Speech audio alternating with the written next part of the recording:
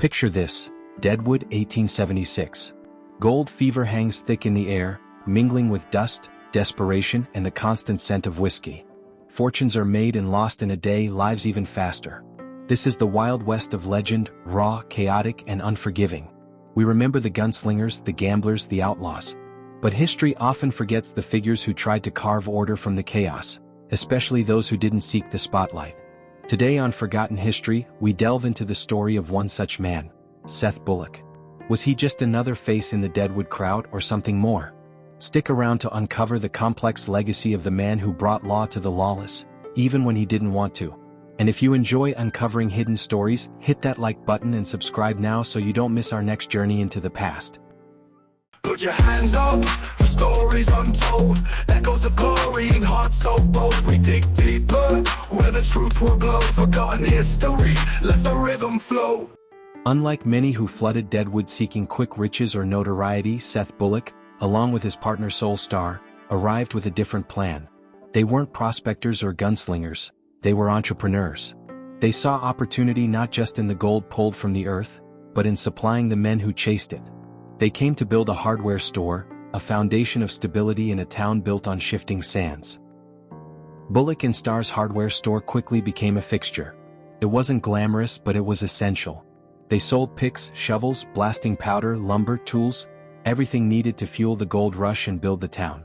Bullock, with his quiet intensity and intolerance for nonsense, likely ran a tight ship. Even within the confines of legitimate business, the ever-present tension of Deadwood was undeniable.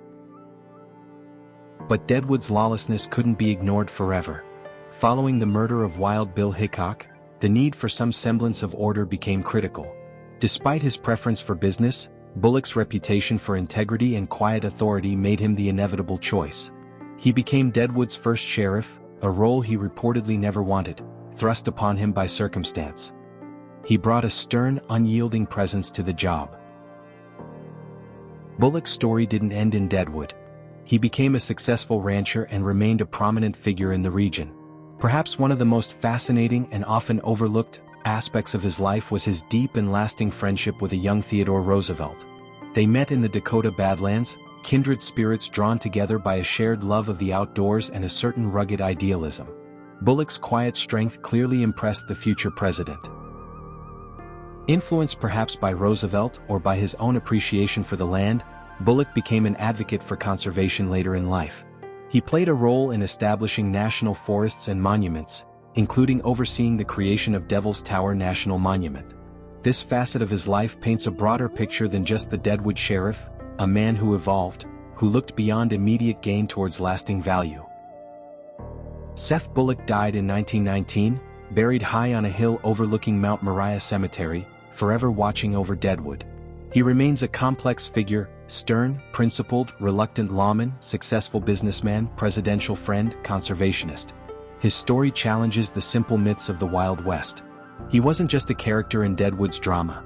He was a builder, an enforcer, and ultimately, a man who left a mark far beyond the gold camp's borders. His life reminds us that history is rarely black and white, and often, the most compelling figures are the ones dwelling in the shades of gray.